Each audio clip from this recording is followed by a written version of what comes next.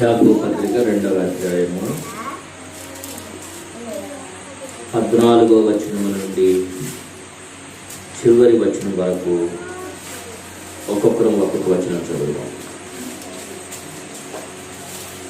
2వ అధ్యాయము 14వ వచనం నుండి చివరి వరకు ఒక్కొక్కరం ఒక్కొక్క వచనం చదువుదాం. నా సహోదరులారా, క్రియలు లేనప్పుడు ఎవడైనను తనకు విశ్వాసము కలగని చెప్పిన ఎడల ఏమి ప్రయోజనము? అట్టి విశ్వాసం అతనిని రక్షింపగలదా?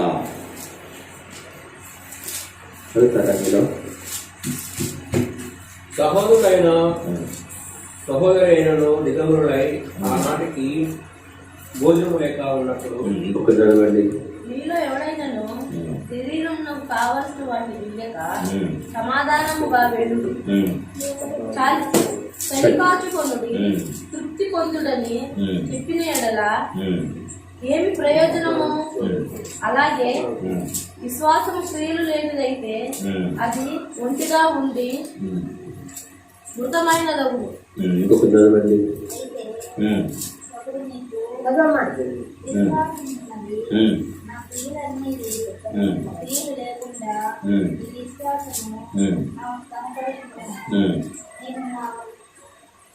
క్రియల చేత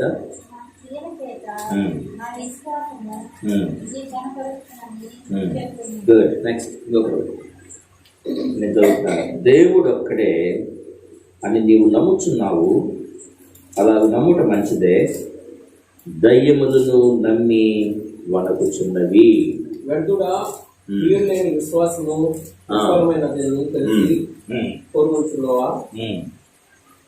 సోదరుడైన అబ్రహాము తన కుమారుడైన ఇస్సాకును బలిపీఠము మీద అర్పించినప్పుడు అతడు క్రియల వలన నీతిమంతుడని తీర్పు పొందలేదా? విశ్వాసం అతనికి క్రియలతో కూడి కార్యసిద్ధి చేసిన నీవు క్రియల మూలముగా అతని విశ్వాసము పరిపూర్ణమైనదని గ్రహించుచున్నావు కదా.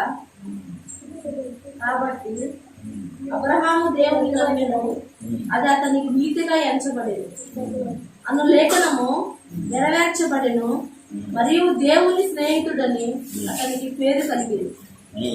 మనుష్యుడు విశ్వాసము మూలన మాత్రము కాక క్రియల మూలమునను నీతిమంతుడని ఎంచబడునని మీరు దీని వలన గ్రహించింది. 25 చదువు. వాటి వలనే చేర్చుకొని వేరొక మార్గమున వారిని వెలుపలికి పంపివేసినప్పుడు క్రియల మూలముగా నీతిమంతురాలని ఎంచబడిన కదా. ప్రాణము లేని శరీరం ఎలాగూ మృతము, అలాగే క్రియలు లేని విశ్వాసమును మృతము. Very good. చాలు. మాట గమనించండి. ఇక్కడ 2 మాటలు ఉన్నాయి. ఏంటి ఆ మాటలు అంటే విశ్వాసము, క్రియలు. విశ్వాసము, క్రియలు. విశ్వాసం అంటే ఏంటంటే నమ్మకం. విశ్వాసం అంటే ఏంటి? నమ్మకం. క్రియలంటే పనులు. క్రియలంటే పనులు. భక్తి చేయడం అంటే పనులు చేయటమా, లేకపోతే భక్తి చేయడం అంటే నమ్మకం ఉంచటమా? రెండు ఉండాలి. క్రియలు ఉండాలా, భక్తి ఉండాలి. అంటే విశ్వాసము ఉండాలి. విశ్వాసము లేకుండా భక్తి చేస్తే దాన్ని భక్తి అంటారు. లేక ఆ క్రియలు లేకుండా భక్తి చేస్తే దాన్ని కూడా భక్తి అనాలి. భక్తి అంటే భక్తికి క్రియలు ఉండాలి, రెండవది విశ్వాసము ఉండాలి. ₹1 బిళ్ళకి, నాణ్యానికి ఏమేమి ఉండాలా? ఒకవైపు బొమ్మ ఉండాలి, ఇంకోవైపు గొలుసు ఉండాలి. లేకపోతే అచ్చు అంటారు కదా దాన్ని. బొమ్మ, గొలుసు ఉండాలి. ఒకటే ఉంటే దాన్ని చెల్లిద్దా? 2 ఉండాలి. రెండు ఉంటేనే భక్తి. రెండు ఉంటేనే భక్తి. ఎందుకనంటే చాలామంది భక్తి అంటే కేవలము క్రియలు చేస్తూ ఉంటారు. కేవలం క్రియలే చేస్తుంటారు. మీకు తెలుసు కదా, యేసయ్య ఒక ఇంటికి వెళ్ళాడు. బేతనయ్య అనే ఊర్లో ఒక ఇంటికి వెళ్ళాడు. ఆ ఇంట్లో ఇద్దరు అక్క చెల్లెలు ఉన్నారు. ఎవరు? మార్త, మరియా. మార్త ఏమో వంటగదిలో క్రియలు చేస్తుంది. మరియేమో యేసు ప్రభు పాదాల దగ్గర కూర్చొని విశ్వాసం చూపుతా ఉంది. అప్పుడు యేసయ్య ఏమన్నాడంటే, అమ్మా మార్త, నీలో క్రియలు ఉన్నాయి, కానీ నీ క్రియలతో ఏం కావాలంటే విశ్వాసం కూడా కావాలి అన్నాడు. నీ క్రియలకు విశ్వాసం కూడా అవసరం. క్రియలు అవసరము. రెండవది, క్రియలకు ఏమవసరము? విశ్వాసం కూడా అవసరం. విశ్వాసం కూడా అవసరం. వాస్తవానికి మార్తలో చాలా మంచి క్రియలు ఉన్నాయి. ఎప్పుడు బేతనీకి వచ్చిన మార్తమ్మ యేసయ్య ఇంటికి పిలుచుకొచ్చుకునేది. క్రియలు ఉన్నాయి ఆమెలో. యేసయ్య రాగానే యేసయ్యకి అన్ని ఏర్పాటు చేసేది ఆమె. కానీ ఆమెలో ఏం లేదంటే విశ్వాసం లేదు. విశ్వాసం లేదు. వాక్యం తెలుసు ఆమెకి. దేవా, నా తమ్ముడు చచ్చిపోయాడు, అసలు నువ్వు గనక ఎన్నుంటే మా తమ్ముడు అసలు చచ్చిపోయేవాడే కాదు అంటే, అప్పుడు యేసయ్య ఏమన్నాడు తెలుసా? ఇప్పుడు నేను వచ్చాను కదమ్మా, నీ తమ్ముడు బ్రతుకుతాడులే అన్నాడు. అంటే అప్పుడు ఆమె ఏమైంది తెలుసా? నాకు తెలుసులే, నువ్వు చచ్చిపోయి నువ్వు తిరిగి లేచి నువ్వు వచ్చేటప్పుడు అప్పుడు మా తమ్ముడు లేస్తాడు, పునరుద్ధానం నాకు తెలుసులే అనింది. అప్పుడు యేసయ్య ఏమన్నాడు తెలుసా? నమ్మితే నీవు దేవుని మహిమను చూస్తావు. నమ్మితే నీవు దేవుని మహిమను చూస్తావు. కాబట్టి ఆమెలో క్రియలు ఉన్నాయి, కానీ ఏం లేవు? విశ్వాసం లేదు. క్రియలు ఉండాలి, విశ్వాసం కూడా ఉండాలి. చూడండి, మనం యేసయ్య నమ్ముకున్న వాళ్ళమైతే మనలో ఎవరైనా భోజనానికి లేని వాళ్ళు ఉన్నారనుకోండి, వస్త్రానికి లేని వాళ్ళు ఉన్నారనుకోండి, వాళ్ళతో వెరీ గుడ్, నీకు ఆహారం లేదు కదా, వస్త్రం లేదు కదా, ఏం కాదులే, నేను ప్రార్థన చేస్తానులే అంటే వాడికి అన్నం వచ్చిందా? ఏం పర్లేదులే, నీకు అన్నం లేకపోతే లేకపోయిందిలే, వస్త్రం లేకపోతే లేకపోయిందిలే, నేను నీకోసం ప్రార్థన చేస్తూ ఉంటానంటే వాడికి వస్త్రం వచ్చిందా? మనం ఏం చేయాలి? వాడికి ఆహారం ఇవ్వాలి, వాడికి కావలసిన వస్త్రాన్ని ఇవ్వాలి. ప్రార్థన చేయడం అనేది విశ్వాసము. ప్రార్థన చేయడం అనేది విశ్వాసాన్ని తెలియజేస్తుంది. అలాగే వాడికి కావలసిన ఆహారాన్ని ఇవ్వడము, వారికి కావలసిన వస్త్రాన్ని ఇవ్వడం అనేది ఏం తెలియజేస్తుందంటే క్రియల్లో తెలియజేస్తుంది. క్రియలు ఉండాలి, రెండవది విశ్వాసము ఉండాలి. విశ్వాసము ఉండాలి. క్రియలు లేకుండా విశ్వాసం ఉంటే, లేక విశ్వాసము లేకుండా క్రియలుంటే, విశ్వాసం లేకుండా క్రియలుంటే అది ఎట్లాంటిదంటే ప్రాణము లేని శరీరం ఎట్లాంటిదో ఆ భక్తి కూడా అట్లాంటిదే. ప్రాణము లేని శరీరము. అందుకే ఆయన ఏమంటాడంటే మృతుడా అంటాడు. మృతుడు అయిపోయావు నువ్వు అంటాడు కదా. ఆ మాటలు చూడండి, అక్కడ దేవుని వాక్యము ఏమంటుందంటే వ్యర్థుడు. చూడండి 17వ వచనం. అలాగే విశ్వాసము క్రియలు లేనిదైతే అది ఒంటిగా ఉండి మృతమైన దగును. ఒంటిగా ఉండి మృతమైన దగును. ఇచ్చరా, ఒంటిగా ఉండి మృతమైన దగును. ఇంకొక మాట ఏముందో తెలుసా? ఇంకొక మాట ఏముందంటే వ్యర్థుడా. ఎన్నో వచనం? వ్యర్థుడా. 20వ వచనం చూడండి. వ్యర్థుడా, క్రియలు లేని విశ్వాసము నిష్ఫలమైనదని తెలుసుకొని కోరుచున్నావా? క్రియలు లేని విశ్వాసము నిష్ఫలము, ఫలముండదు. క్రియలు లేని విశ్వాసం నిష్ఫలం. క్రియలు ఉండాలి, రెండోది విశ్వాసం ఉండాలి. ఈ మార్తమ్మ ఏం చేసిందంటే యేసయ్యని లాజరు సమాధి దగ్గరికి తీసుకెళ్ళి,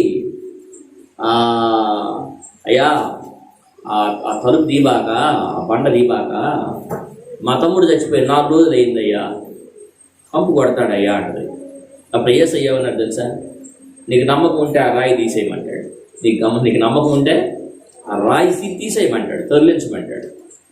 ఎప్పుడైతే ఆ విశ్వాసపు క్రియ జరిగిందో, విశ్వాసం ఉన్నది, రెండవది అక్కడ ఏం జరగాలి? క్రియ జరగాలి. విశ్వాసపు క్రియ జరిగిందో అప్పుడు దేవుడు ఏమన్నాడంటే లాజరు బయటికి రా అన్నాడు. అర్థమైందా? దేవుని యొక్క ఆశ్చర్య క్రియలు మనం చూడాలంటే, దేవుని యొక్క పునరుద్ధానపు శక్తి మనం అనుభవించాలంటే మనలో ఏముండాలంటే విశ్వాసం ఉండాలి, క్రియలు ఉండాలి. అబ్రహాం తెలుసు కదా, అబ్రహాంకి ఎంతమంది పిల్లలు? ఒక్కడే, ఆయన పేరు ఇస్సాకు. అబ్రహాంకి పిల్లలు ఎంతమంది? ఆయన పేరు ఇస్సాకు. ఈ ఇస్సాకుని దేవుడు ఏమన్నాడంటే, ఈ అబ్రహాముతో ఏమన్నాడంటే, అబ్రహాము ఒక్కడయ్యున్న నీ కుమారుణ్ణి నాకు బలిగా ఇచ్చేసే,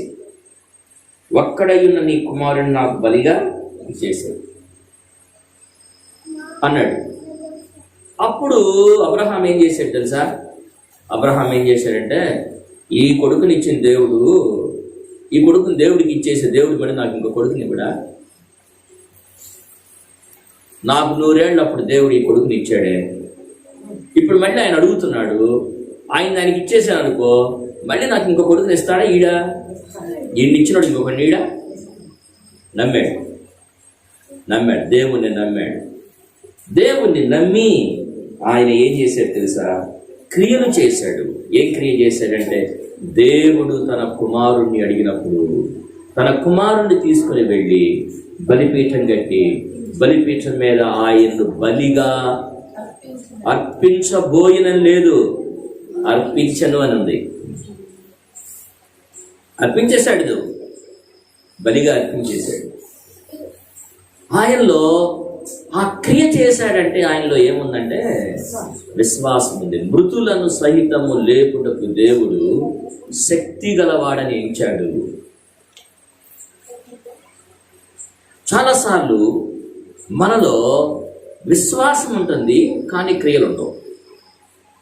చాలాసార్లు క్రియలు ఉంటాయి కానీ విశ్వాసం ఉండదు. చాలామంది దేవుని నమ్ముతారు, నమ్మి ఏం చేస్తారంటే చర్చిలో ప్రసాదం పంపిస్తారు, ఫలహారం పంపిస్తారు, చర్చిలోకి ఫలహారం పంపిస్తారు. వాళ్ళు మాత్రం రారు. అంటే వాళ్ళు ఏముంది? క్రియ అయితే జరిగింది కానీ వాళ్ళు ఏం లేదు, నమ్మకం లేదు. క్రియలు ఉండాలి భక్తిలో. రెండోది విశ్వాసం ఉండాలి. దయ్యాలు కూడా యేసయ్య అంటే భయపడతాయి. అమ్మో యేసయ్య అంటే వస్తాయా? దేవుని సన్నిధిలో దయ్యాలు వస్తాయా? రావు, భయం. కానీ ఒక విషయం తెలుసా? దయ్యాలు ప్రార్థన చేస్తాయా? దయ్యాలు సాక్ష్యం చెప్తాయా? దయ్యాలు దేవుణ్ణి స్తుతిస్తాయా? మహాగణుడ మహోన్నతుని స్తుతిస్తాయా? నమ్మకం, వాటికి భయం. దేవుడు తెలుసు, దేవుడి కుమారుడు తెలుసు, వాటికి విశ్వాసం ఉన్నది. కానీ వాటి దానిలో ఏమున్నదంటే క్రియలు ఉండవు. అందుకే ఆయన ఏమంటున్నాడు తెలుసా? దయ్యములు కూడా విని, 19వ వచనం చూడండి, దేవుడు ఒక్కడే అని నీవు నమ్ముచున్నావు, అలా నమ్ముట మంచిదే.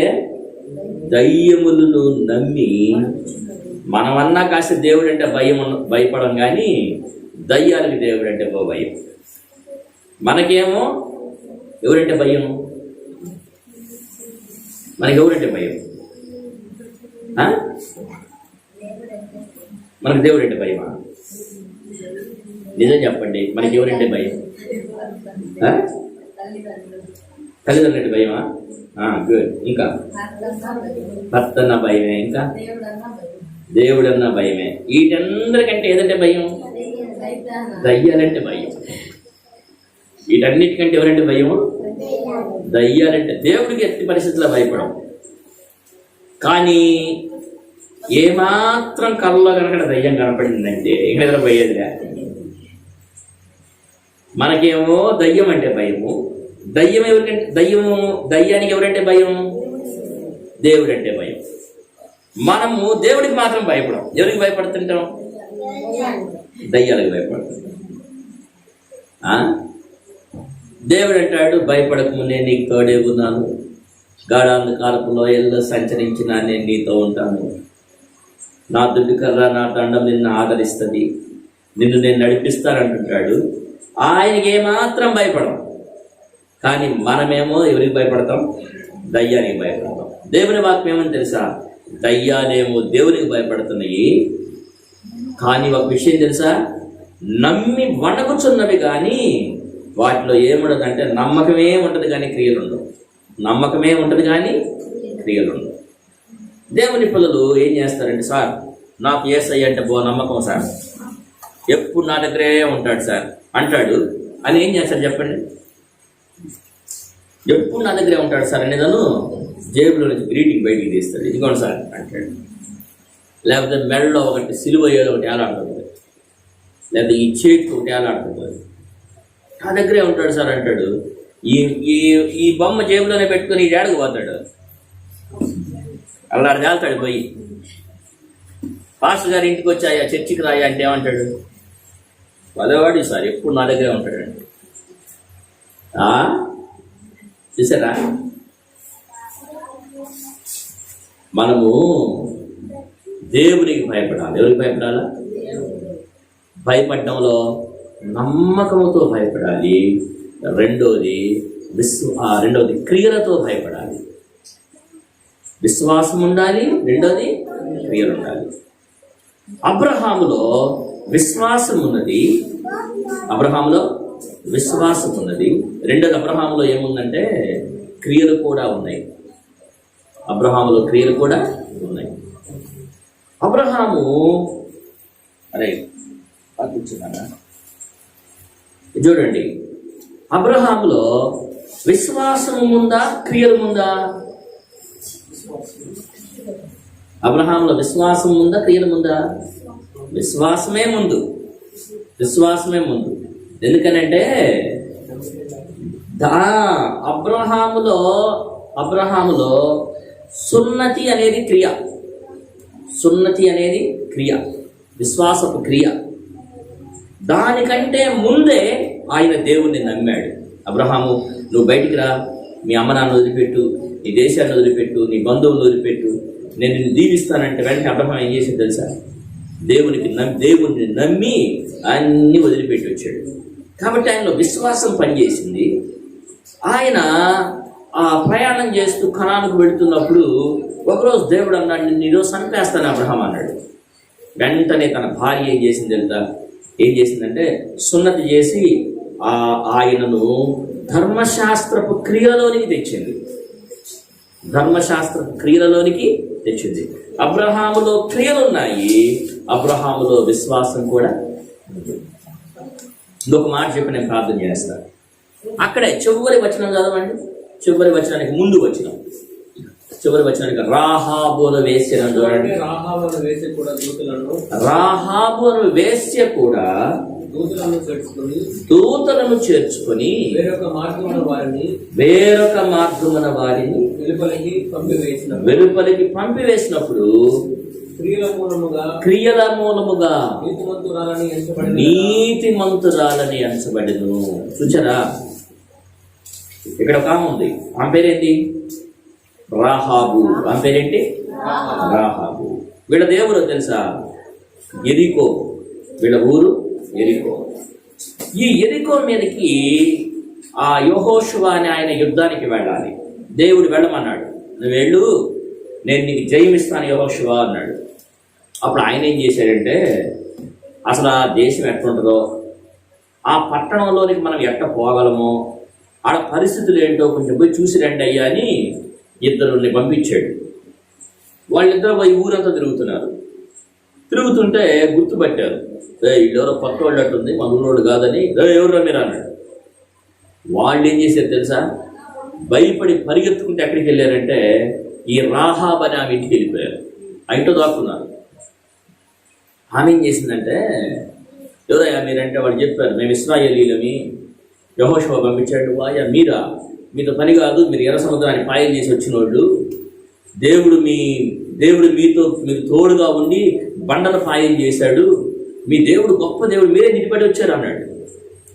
అంటే వాళ్ళు చెప్పారు, ఈ దేశం మీదకి మేము యుద్ధానికి రాబోతున్నాం అన్నారు. అప్పుడు ఆమె ఏం చేసింది తెలుసా? ఈ దేశం గ్యారెంటీ మీ సొంతం అయిపోద్ది, ఈ దేశాన్ని దేవుడు మీకు ఇచ్చేస్తాడు, కాబట్టి మీరు ఈ దేశం మీద యుద్ధానికి వచ్చినప్పుడు నన్ను కానీ, మా అక్క చెల్లెళ్ళను కానీ, మా అన్నదమ్ములను కానీ, మా తల్లిదండ్రులు కానీ ఏం చెయ్యొద్దయ్యా అని చెప్పి వాళ్ళతో ఒట్టు పెట్టుకుంటుంది. ఒట్టు పెట్టుకుంటే ఏమేం చేసిందంటే వాళ్ళని దాచిపెట్టేసింది. ఇంట్లో దాచిపెట్టి వీళ్ళని తరుముకుంటా వచ్చారే, వాళ్ళు ఇంట్లోకి రాగానే ఏంటంటే ఎవరు కావాలి మీకు అంటదే. అప్పుడు వాళ్ళు అన్నారు, ఎవరో ఇద్దరు పరిగెత్తుకున్న మీ ఇంట్లోకి వచ్చారే, వాళ్ళు ఏంటంటే వాళ్ళ వచ్చింది నిజమే కానీ ఇప్పుడు ఇటు పడి వెళ్ళిపోయారు, తొందరగా తరుముకోండి అంటది. వచ్చింది నిజమే, ఇటు పోయారు, తొందరగా తరుముకోండి అంటది. వాళ్ళు పరిగెత్తుకుంటూ వెళ్ళిపోతారు. ఏమేం చేసింది తెలుసా వాళ్ళని? ఆమె ఇల్లు ఎక్కడంటే ఆ గోడ మీద, పెద్ద గోడది, గోడ మీద కట్టుకుంది ఇల్లు. నేరుగా ఆ కిటికీలో నుండి వాళ్ళిద్దరిని దించేసింది. ఏడకి దించింది? గోడ బయటికి దించింది, వెళ్ళిపోండి అని. వీళ్ళెవరు లోపల ఎదుగుతున్నారు. ఏమేం చేసింది ఏడని? చిన్నగా ఆ కిటికీలో నుంచి లోపల బయటికి దించితే నేరుగా ఆ గోడ పక్కకు దిగారు, ఇంకెళ్ళిపోండి అని చెప్పింది. ఇక్కడ చూడండి ఒక మాట, ఆమె వారిని చేర్చుకోవడం, వారిని దాచిపెట్టడం. రెండోది ఆమె ఒక మాట అంటది, ఈ దేశమును దేవుడు మీకు ఇస్తాడనేది ఖాయం.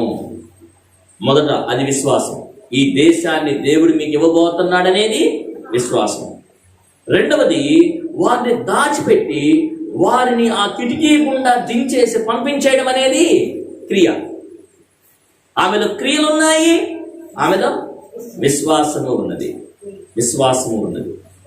ఇంకొక మాట చెప్పనా, ఒకవేళ వాళ్ళు లోపలికి వచ్చి సోదా వేసింటే ఈ పరిస్థితి ఏంటి? రాజుగారు ఫస్ట్ ఏమైనా ఉరి తీసేవాడు. విశ్వాసంగా ఉండడం అంటే కేవలం యేసుప్రభు దేవుడిని నమ్ముకోవటం కాదు. విశ్వాసం ఉండటం అంటే ఏం తెలుసా? మన విశ్వాసములో మనం మన క్రియలను కనపరచాలి. అది సంపూర్ణమైన భక్తి. ఈ రోజుల్లో చాలా మంది యేసయ్య దగ్గరికి ఎందుకు రావటం లేదో తెలుసా? ఎందుకు రావటం లేదంటే దేవుని సన్నిధికి వచ్చే మనలో విశ్వాసం ఉంటుంది కానీ ఏం కనపడటం లేదు, క్రియలు కనపడటంలా. ఇందాక ఎవరో ఒక ఇంటికి పోతా నాతో అంటున్నాడు, ఇప్పుడే ఇందాక వచ్చి సార్ దేవుని దగ్గరకు రావడం తప్పేం లేదు సార్, దేవుని నమ్ముకోవడం తప్పు లేదు సార్, దేవుని దగ్గరకు వస్తా కూడా అబద్ధం చెబుతున్నారు సార్, అదే బాధగా ఉందంటే. ఆయన రాడు మళ్ళీ చర్చికి అంటే నమ్ముకుంటున్నారు కానీ సార్ ఇలా లేవు, క్రియలు లేవు సార్ అన్నాడు. నమ్ముకుంటున్నారు కానీ ఏమి లేవు. ఒక విషయం చెప్తాను, దీన్ని ఎవరైనా చదువుతారా? ఎవరు చదువుతారు దీన్ని? దేవుని నమ్మనోడు దీన్ని ఎవరు చదవరు, దేవుని నమ్మనోళ్ళు దీన్ని ఎవరు చదవరు. కానీ ఎవరు చదువుతారు తెలుసా? దీన్ని నేను చేతిలో పట్టుకొని వస్తా ఉన్నాను అనుకో, అందరు నన్ను చదువుకుంటుంటారు, నేనేందో బైబిల్ చేతిలో పట్టుకున్నాడు అని. అందరిలాగా నేను కేకలు వేస్తున్నాను అనుకో, అయ్యే దాన్ని పక్కన పెట్టాయి అంటారు. అర్థమైందా? దీన్ని ఎవరు చదవరు. అందుకే బిల్లీ గ్రహం గారు ఏమన్నారంటే, బైబిల్లో ఉంది 4 సువార్తలే కానీ దేవునికి కావలసింది 5వ సువార్త అన్నాడు. మనుష్యులకి 4 సువార్తలు పనిలే, ఏ సువార్త కావాలి? ఎవరు 5వ సువార్త? మనమే. మనల్ని చూచిన వాళ్ళు ఎక్కడికి రావాలా? మందిరానికి రావాలి. ఎప్పుడు వస్తారు? మనం కేవలం యేసయ్య గొప్ప దేవుడు అని చెప్తే కుదరదు. యేసయ్య ఎంత గొప్ప దేవుడో మన జీవితంలో కనబడాలి. అర్థమైందా?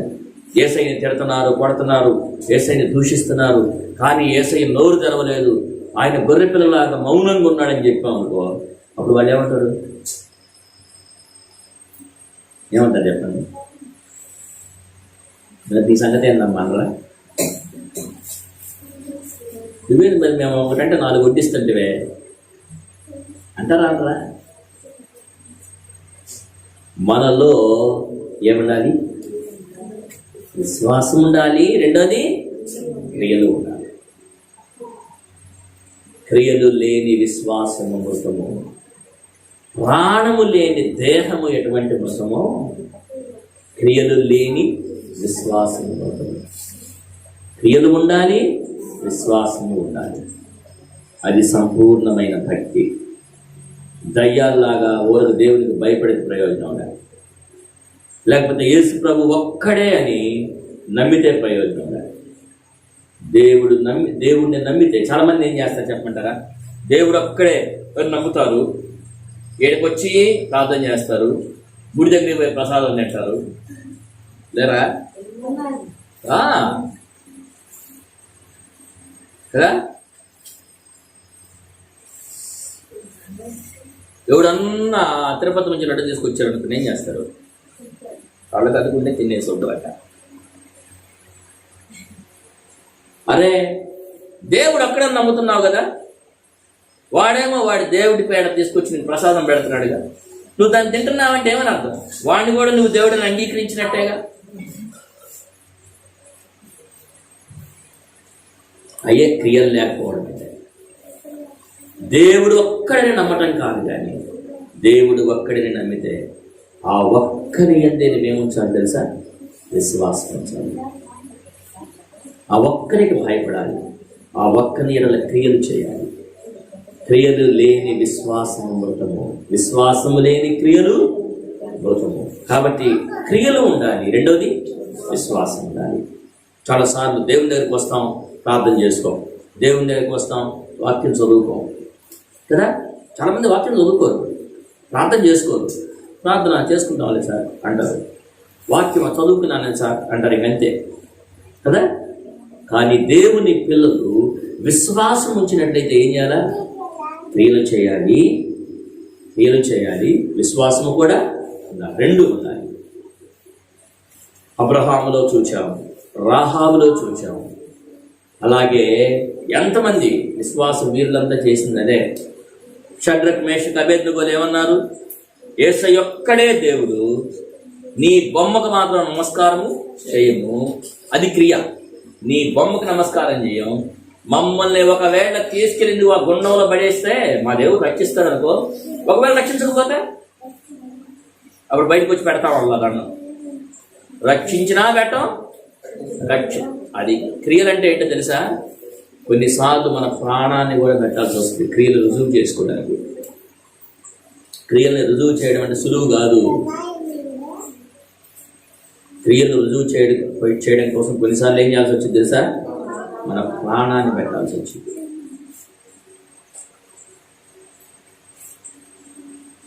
మరే మనం ఆదివారం నేను అప్పుడప్పుడు ద్రాక్షరసం రొట్టిస్తుంటానే.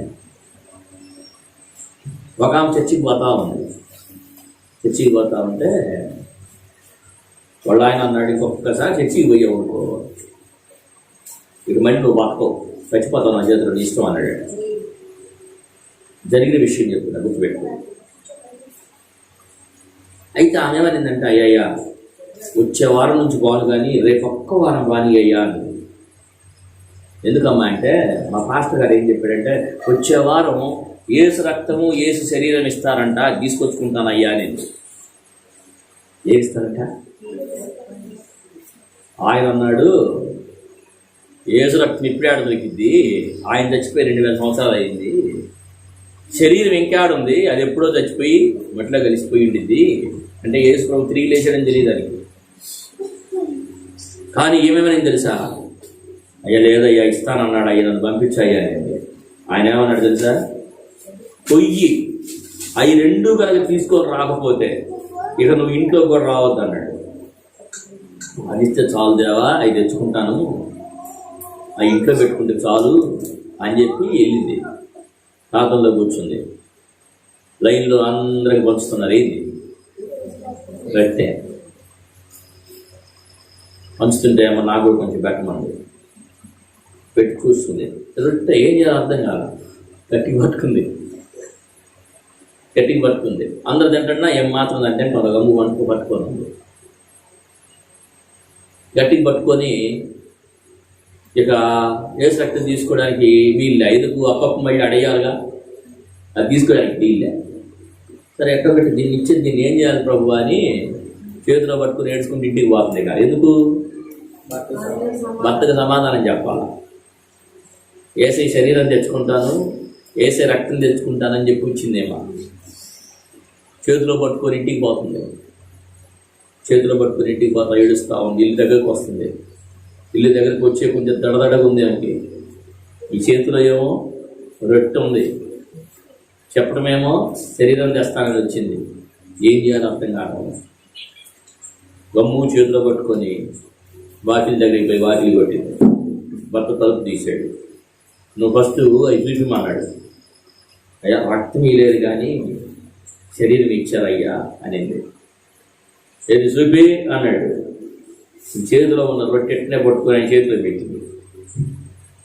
చేతిలో ఉన్న రొట్టె ఎట్నే పట్టుకొని ఆయన చేతిలో పెట్టింది.